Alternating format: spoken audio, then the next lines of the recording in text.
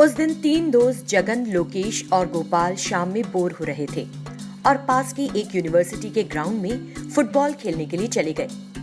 ये बहुत पुरानी और वीरान यूनिवर्सिटी थी। ये यूनिवर्सिटी बहुत समय से बंद है, ऐसा क्यों? इस यूनिवर्सिटी में आपसी लड़ाई के समय कुछ स्टूडेंट्स शायद मर गए थे। मैंने गांव वालों से सुना है कि वो शैतान यहाँ पर घूमते हैं, जैसा कि बहुत सारे स्टूडेंट्स ने देखा और बताया। ये सच नहीं है, मैंने बुक में पढ़ा है। इस यूनिवर्सिटी बिल्डिंग में कोई शैतान नहीं है, वो सब अफवाह है। यहाँ का मैनेजमेंट ठीक नहीं था, इस वजह से यूनिवर्सिटी को बंद कर दिया गया। लेकिन हम लोग इन सारी बातों में पड़ क्यों रहे हैं? वो जाकर फुटबॉल खेलने लगे। खेलते हुए गोपाल बोला, किसी भी हाल में बॉल को यूनिवर्सिटी बिल्डिंग के अंदर मत मारना। ये सुनकर जगन को जिज्ञासा हुई कि आखिर उस यूनिवर्सिटी बिल्डिंग के अंदर है क्या, और अगली किक में उसने बॉल को इतनी जोर से मारा कि वो सीधे यूनिवर्सिटी बिल्डिंग के अंदर जाकर गिरी। जगन ने बॉल को इतनी जोर से किक किया था कि उसके पैर में तेज दर्द होने लगा। वो वहीं बैठ गया। मेरे पैर में बहुत दर्द हो रहा है यार, जाओ जल्दी से बॉल लेकर आओ। तुमको पहले ही बोला था कि बॉल को इतनी जोर से मत मारना। अब हम उस बिल्डिंग में कैसे जा सकते हैं? अरे दोनों साथ जाओ ना, कुछ नहीं होगा। अरे ऐसे कैसे जाएं? अगर उस बिल्डिंग में शैतान हुए तो मैं तो नहीं जाऊंगा, मैं डरता हूँ। वहाँ कोई नहीं है, जाओ जल्दी से बॉल लेकर आओ। और कोई चारा ना देखकर गोपाल और लोकेश उस बिल्डिंग में बॉल लेने के लिए चले गए। बिल्डिंग के अंदर घुप अंधेरा था। लोकेश, मुझे डर लग रहा है, चलो वापस चलते हैं यार, आओ। भाई यही कहीं गिरी होगी, जल्दी से ढूंढ लेते हैं, फिर बॉल लेकर चले जाएंगे। वो दोनों बॉल ढूंढने लगे। एक बिना सिर का आदम शरीर वहां आया और उनके पीछे खड़ा हो गया। जैसे ही दोनों पीछे मुड़े, उन्होंने एक शैतान को देखा। उसे देखकर वो दोनों डर गए और जोर से चीखे। अचानक शैतान ने कसकर उनके गले पकड़े और उन्हें खींचते हुए एक जगह ले गया। जगन ग्राउंड पर उनका इंतजार कर रहा था, लेकिन वो बहुत देर तक वापस नहीं आए। क्या हो गया इन दोनों को? क्या अंदर सच में शैतान है? गोपाल, लोकेश, इस तरह जगन ने उन दोनों को पुकारा। इस बीच गोपाल और लोकेश यूनिवर्सिटी बिल्डिंग से बाहर आ गए। अंदर बहुत अंधेरा है, हमको बॉल नहीं मिल रही, तुम भी आओ हमारे साथ, मिलकर ढूंढेंगे। बॉल अंदर तुमने ही किक की थी ना?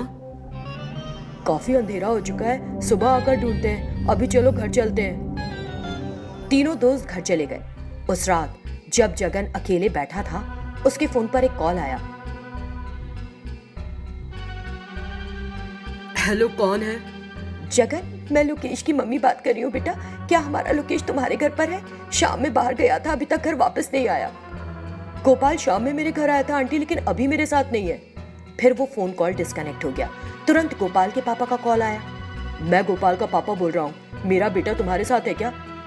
नहीं अंकल, वो मेरे साथ नहीं है। ये कहकर जगन ने कॉल डिस्कनेक्ट कर दिया। इतनी रात ये दोनों कहाँ चले गए? मुझे बताए बगैर तो कहीं नहीं जाते। फिर उन्हें क्या हो गया? इसी बीच किसी ने दरवाजे पर दस्तक दी। जगन ने जाकर दरवाजा खोला। वहां गोपाल और लोकेश खड़े थे। तुम लोग कहाँ चले गए थे यार? तुम्हारे पेरेंट्स ने मुझे कॉल करके तुम लोगों के लिए पूछा। उन्हें बता दो, हम घर कभी वापस नहीं आएंगे। क्या हो गया तुम दोनों को? तुम लोग इतने नाराज क्यों हो? शैतान ऐसे ही बात करते हैं। क्या तुम दोनों पागल हो गए हो? हमने जो कहा था वो सच था। उस यूनिवर्सिटी बिल्डिंग के अंदर उन शैतानों ने हम दोनों को मार डाला और हमें भी शैतान बना दिया। क्योंकि ये सब तुम्हारी वजह से हुआ, हम तुम्हें मारने आए हैं। ये कहकर लोकेश और गोपाल बिना सिर के शैतानों में बदल गए। ये देखकर जगन ने वहां से भागने की कोशिश की, लेकिन उन दोनों ने उसे पकड़ लिया। फिर उन्होंने उसके गले को काटा और मार डाला। दोनों शैतानों ने उसका एक एक पैर पकड़ा और उसे खींचते हुए वहां से ले गए। शिवानी नाम की एक सुंदर नागिन वहां रह रही थी। एक दिन मानव रूप लेकर वो नागिन एक जगह बैठकर रोने लगी। उसे रास्ते से जा रहे एक युवक विनोद ने देखा।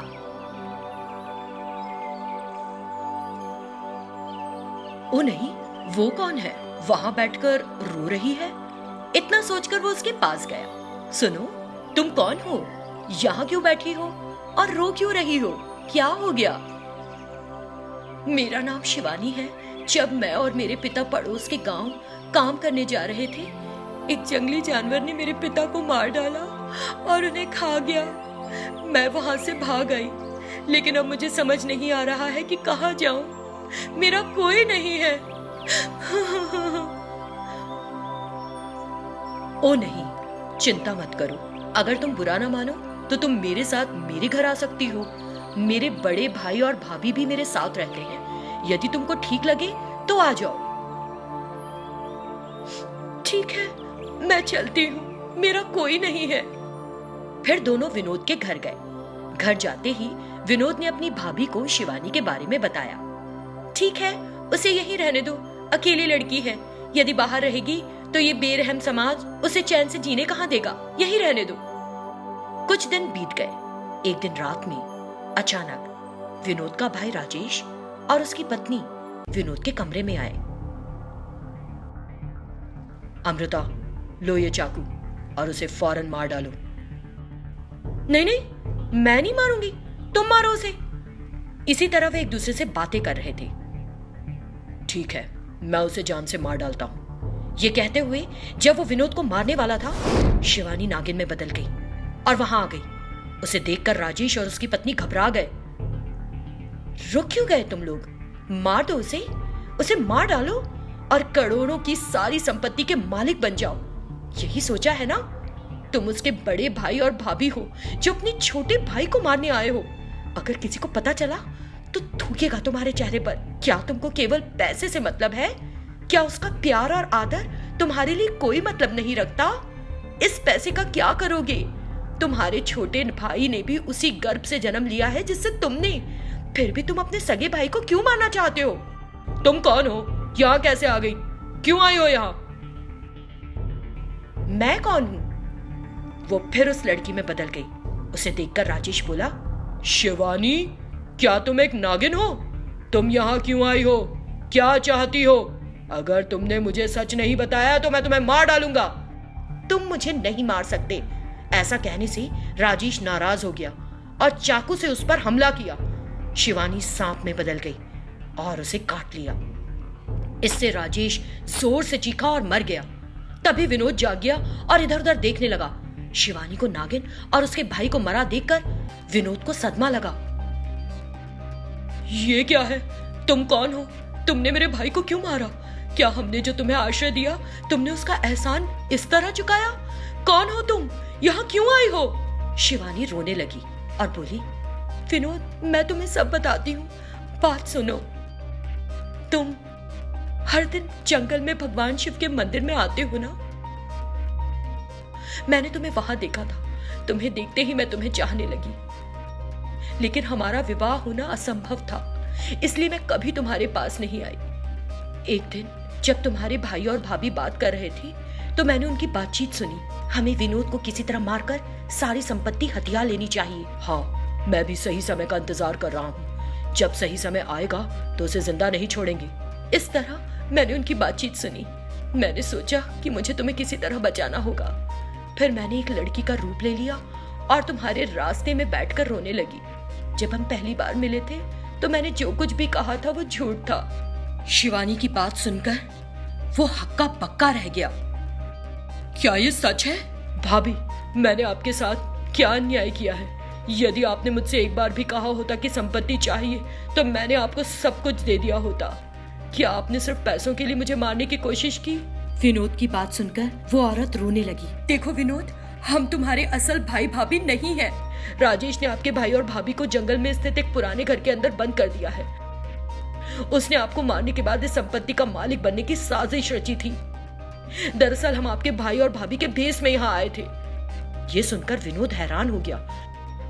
इतना बड़ा धोखा? आप इंसान कहलाने के लायक नहीं हैं। यहाँ से चले जाइए, नहीं तो जान से मार दूंगा। वो तुरंत वहां से चली गई। तब विनोद ने शिवानी से कहा, बहुत बहुत धन्यवाद शिवानी, तुमने मेरी जान बचाई है और तुमने मेरे भाई और भाभी के ठिकाने जाने में भी मेरी मदद की। बहुत बहुत शुक्रिया। ठीक है, अब चलो। तुम्हारे भाई और भाभी जंगल में स्थित उस पुराने बंगले में बहुत परेशानियों का सामना कर रहे होंगे। इस तरह वे दोनों एक साथ उस बंगले में गए और अपने भाई और भाभी को अंदर पाया। तब विनोद ने बताया कि क्या हुआ था। सच्चाई जानकर उन्हें बहुत दुख हुआ। हम जीवित हैं और तुमसे मिल पा रहे हैं विनोद, इस नागिन के कारण। और फिर उन्होंने शिवानी का धन्यवाद किया। मैंने कुछ भी महान नहीं किया है, आप लोग हमेशा खुश रहिए, मेरी यही कामना है। ठीक है, अब मैं चलती हूं। शिवानी, कहां जा रही हो तुम? तुम इतने दिनों मेरे साथ रही, तुम मेरे घर में आने से पहले से मुझसे प्यार करती हो, फिर अब मेरे ये जानने के बाद मुझे कैसे छोड़ सकती हो? अगर तुम चाहो तो मैं तुमसे शादी करूंगा। विनोद, मैं एक नागिन हूं। तुम्हारा प्यार सच्चा है शिवानी, उस प्यार को देखकर मैं तुमसे शादी करना चाहता हूं। तुम्हारे पास कई जादुई शक्तियां हैं, है ना? तुम आसानी से एक इंसान में बदल सकती हो। यदि तुम एक लड़की के भेष में हमारे साथ रहती हो तो किसी को कुछ पता नहीं चलेगा। ये राज सिर्फ हमारे बीच ही रहेगा। क्या कहना है तुम्हारा? तुम मुझसे शादी करने के लिए तैयार हो ना? ठीक है विनोद। और फिर विनोद और शिवानी ने शादी कर ली। इस तरह नागिन ने विनोद का प्यार जीत लिया और वे खुशी खुशी रहने लगे।